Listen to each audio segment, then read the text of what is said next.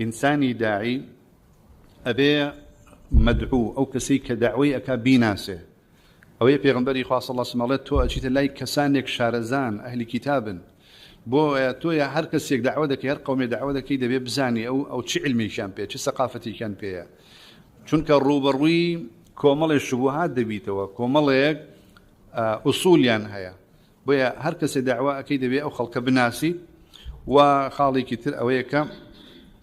إمام بخاري لم كتب دراسة أمي باسكتو بلام دوابة دوي أم بابا إيتر أصولي عقيدي أهل السنة وجماعة باسكا ورد لسر بتايبد جهمية ومعتزلة لو أنا كسيك بلن باشا آية أم ردي أشاعريتيا